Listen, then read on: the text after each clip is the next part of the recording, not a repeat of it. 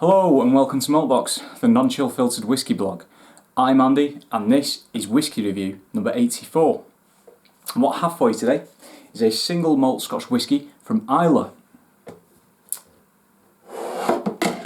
And it comes in the form of this. The Port Charlotte 10-year-old PC10. Turn it around as well, look at that. Lovely, very charming, dumpy little green bottle. Now, first things first, might as well get it out of the way. There is not currently a distillery called Port Charlotte. That is quite possibly subject to change. Port Charlotte is distilled at Bruichladdich Distillery. Now, Bruichladdich Distillery is where all that came from. Yes, I do like Bruichladdich, like a lot of people, and it's actually very, very good to see that after quite a few one-off, I suppose, Port Charlotte releases, that the Port Charlotte 10, the PC10, is actually the first to be a consistent release. This is not a new release. I am late to the bandwagon with this one, don't get me wrong in terms of reviewing. I have bought this consistently since its release. This is not my first bottle. However, again, it is very good to say that it is a consistent release. It is not going anywhere anytime soon, touch wood. I'm very glad to have it on my shelf consistently, which should give you a bit of a hint as to how this review is going to go. Spoiler alert. So, PC10. It's bottled at 50%. It is predictably natural colour. It is also non-chill filtered. Again, Bruichladdich up there, doing things right. They are a very, very passionate team over at Bruichladdich. They know how to do things properly, like they've done for years. Adam Hannett, as head distiller, obviously operated under the famous and very well respected Jim McEwan. But aside from Adam at the top of the distilling chain, I suppose, you've obviously got all the warehousemen, the other stillmen, the lovely, lovely people at the distillery, in the shop, and the offices and the backroom staff are all fantastic. I've had several interactions with them and they are genuinely lovely people. Joe and Adam's sister, Hannah, I think, from memory, I do apologise if I got that wrong, it was a long time ago, came and did a tasting for us when I was at the Manchester Whisky Club, and it was phenomenal. Really, really good bunch of people. So on that note of natural colour, there is said colour. Really nice, deep, rich gold. There you go. Hopefully you can see some tears running down the glass there. I know my face always gets distorted here, I look a bit pervy in the background, but such is life. I'll run with it. So 50%, I'm going to try it with and without water. Admittedly, at 50% it probably will have a bit of a nip. The other bottling they release at 50% that's quite consistently out there in the market is the Classic Laddie, which is there, and I will be reviewing in a couple of weeks' time. On the nose,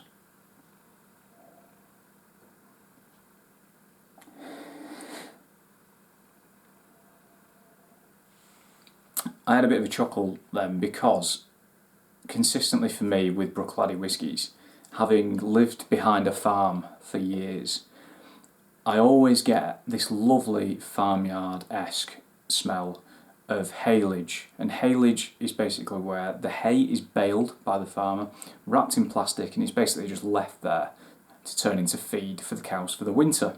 So it's harvested in the summer, spring, and sometimes the autumn months, depending on when you take your first or second cuts. It's baled up into nice big plastic balls. Those are the big balls that you see when you go through the countryside, balls of hay. That's going to be haylage. And it's got this lovely, it's not, you might think that it's something that's rotting, and I suppose to some extent it is, but it's drying out, and obviously got all that moisture in there at the same time. It's wrapped in plastic, but it's lovely and sweet. It's like the sweetest grass you'll, well, hang on, steady on. It's very sweet grass, basically, not fresh cut green grass. It's very sweet, lovely farmyardiness. I'd just like to point out, when I say sweetgrass, I am not advocating any form of drug use there. Alongside that, moving very quickly on, a lovely salty, ozony quayside kind of note there. So imagine you're at a quayside, you've got old wet rope, you've got seaweed, you've got this lovely sea spray coming over, you've got strong winds. It really is a whisky that I think can place you somewhere. Now this is, as it says on the tin, heavily peated Islay single malt Scotch whisky. On the nose, I'll be honest, there's not a hell of a lot of smoke on there. Not that that's a bad thing, it's there in the background. There's a little whisper, there's a little tickle of it, you could say, in the background. You know it's there and it's going to get you at some point, but it's, at the moment, it's just very much in harmony with everything else that's going on.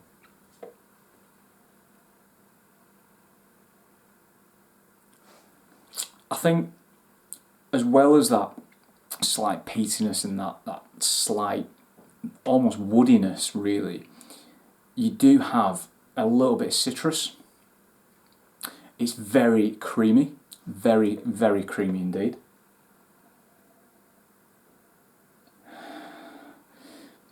There is custard there, vanilla. There's definitely some vanilla in there.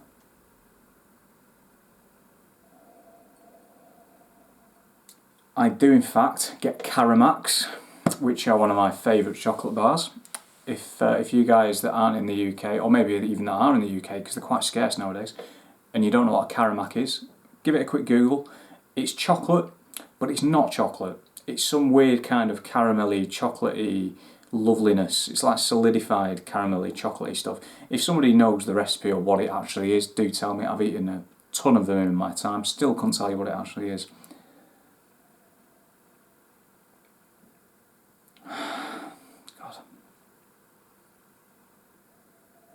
So engaging, there's so much just going on, there's so many feints and then little paths that you can potentially go down. It sounds stupid, doesn't it? But when you've got your nose in something, you just think, yeah, alright, I get that. You go again, oh, hang on, what was that? I didn't get that before, let's see where that takes me. And then you just roll on to this sort of like myriad of flavour. That's why I love whiskey. You know, it's one of the things that just keeps us all engaged. It's such an engaging drink. Anyway, I digress. Engine oil. Fresh engine oil. I'm not going to specify a brand or a particular type of engine oil. Personally, I use 5W40 for my car. But we're not talking used, dirty, you've been through the engine oil. We're talking fresh engine oil. It's got that kind of like very, very oily, viscous kind of flavour and smell to it.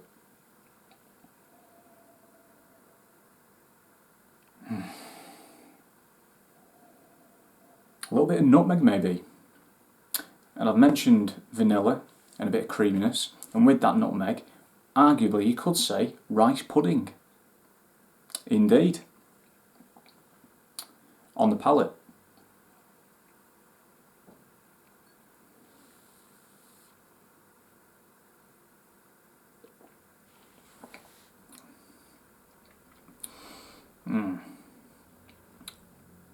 There it is.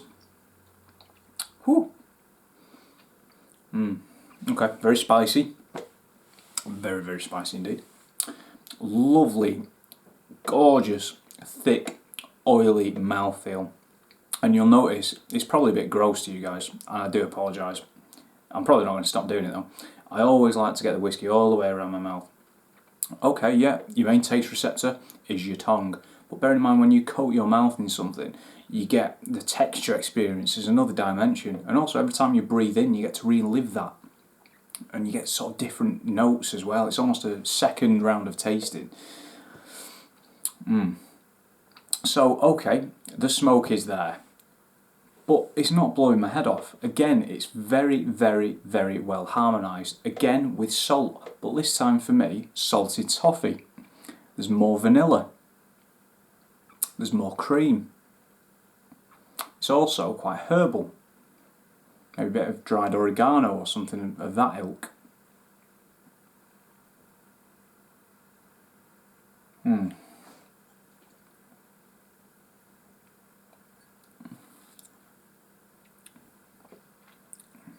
I mean, I'll be honest with you guys, it's 50%. You can just drink this at 50%. I'm not encouraging you to, I'm not saying drink this at 50%. If you don't like it that strong, water it down. I mean, bearing in mind some blenders take the ABV all the way down to 20, sub 20%. For me, it's such an easy whiskey to drink at 50%. It's so well balanced, it's very, very well constructed, very well put together. It's not prickly, it is not too alcoholic, which sounds stupid when I'm saying it's 50% ABV. However, it does not absolutely knock you out. It's not something that makes you think, my God, there is too much going on there, I need to water it well down. For me personally, I could happily drink this at 50%. What I just got then was Bounty bars, Bounty coconut bars. So in the UK we get Bounties. I'm sure you've got an equivalent in the US, maybe it's Bounties, I'm not too sure. But that is basically sort of like coconut inside milk chocolate, or dark chocolate, depending on which one you go for, blue or red. See, the complexities of whiskey, blue Bounty or red Bounty. Leave your comments in the comment section.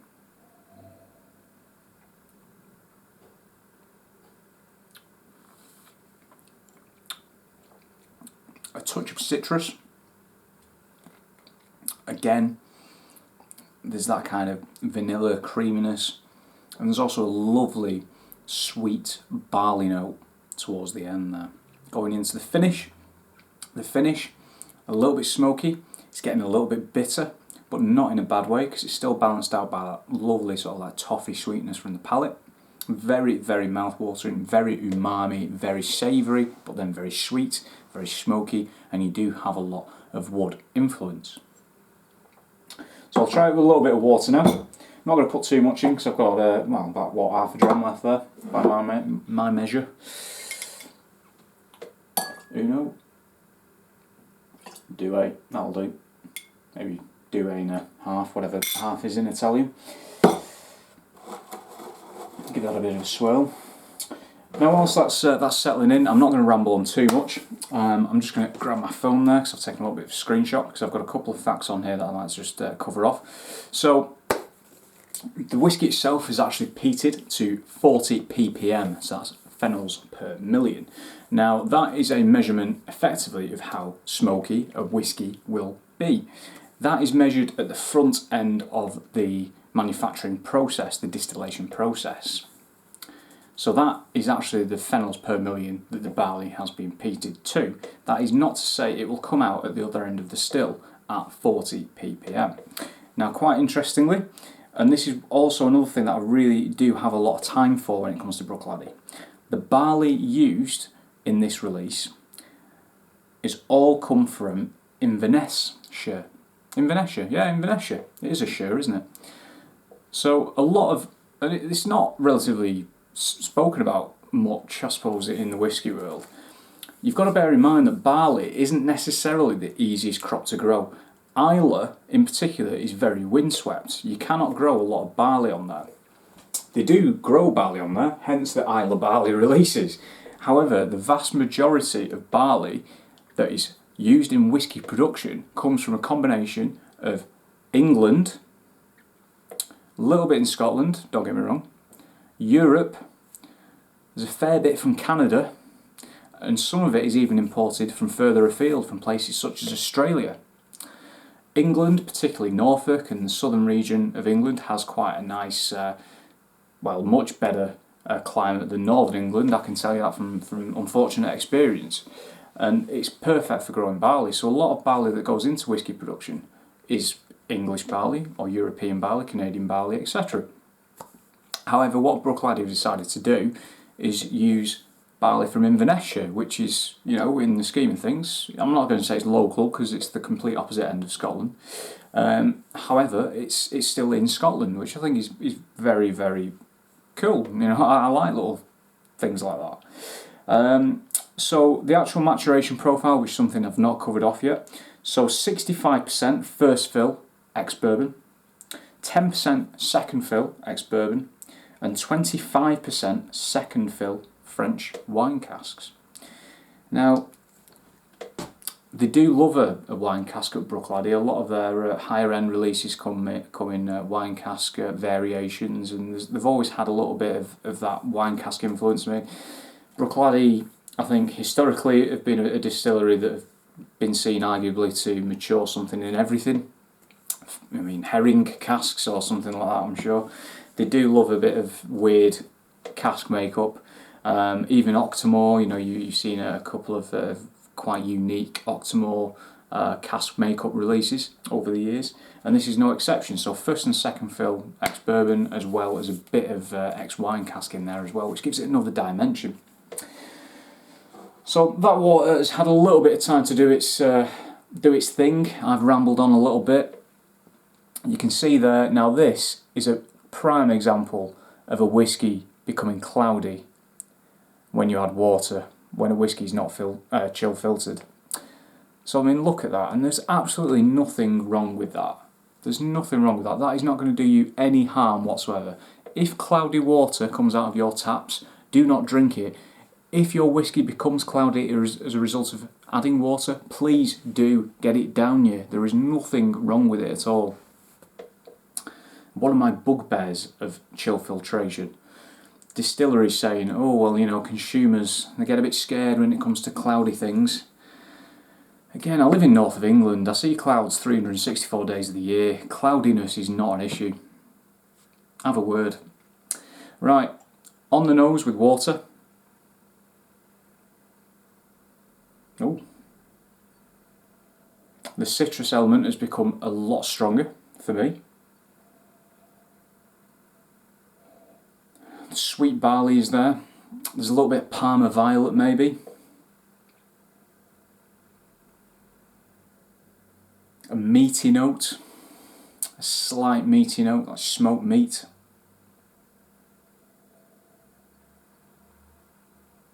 And a lot of vanilla. And that smoke is certainly still there. For me though, this time, that smoke has changed a little bit. I'm thinking sort of like dried leaves. So in autumn, when you get all your dried leaves, your orange, your reds and your yellow leaves together, stick them on a fire and burn them, that's what I'm getting. Really kind of autumnal feel to it. Very fruity though. That citrus really is there at the front. And you've still got that nice freshness cutting through in that ozony, salty deliciousness. On the palate.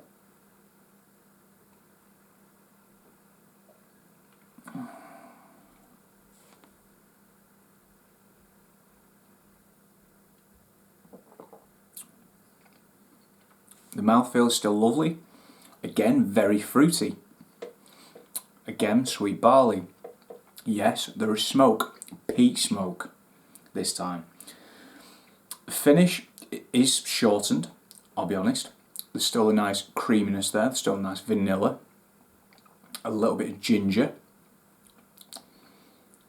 possibly some of that meat from the nose that I had before. I think slow cooked, or well, arguably very, very slow cooked. We're talking like cook it low and slow. Brisket or pork butts with a lovely brown sugary rub on. Oh god, right, I'm getting hungry now. And again, that finish, as I mentioned, first time around and just then, it's warming, it's a little bit bitter, still creamy. It does suffer a little bit for it, if I'm honest, but what are you expecting? I mean, you're watering this down from 50%, you are going to impact that kind of length of flavour profile. Now, this bottling retails at around 50-ish quid, usually. That's the official RRP. You can pick it up on the official distillery shop online for 50 quid. It was for a very limited time on offer on Amazon for under 40. So I purchased another one under 40. This isn't my only bottling that I have in the house at the moment. So, bottle of 50%. Very nice presentation as well. I'll be honest, it's a big detachment from Bruichladdich usual style of presentation in terms of the physical bottling. I mean, I cannot tell you the last time I saw Bruichladdich / Port Charlotte / Optimore, etc. in this style of bottle, this colour. I think it's a really nice presentation, both in terms of its physical appearance and its actual whiskey presentation as well. Well worth a look, guys. And I think Bruichladdich are one of those distilleries that for me do a lot of things right, and they do those things right a lot of the time. Again, very passionate team, very good knowledge, very rich history, and at the end of the day they know what us whiskey geeks want and what we like, which is great. With that in mind, I'm going to give the PC10 an 8 out of 10. It's a fantastic example of a heavily peated Islay whiskey that does a lot of things right. It's very affordable, it's very accessible, particularly in a market where prices are increasing. For a whiskey of this calibre and this presentation, I do not think that you can go far wrong. Thanks very much for watching. See you soon.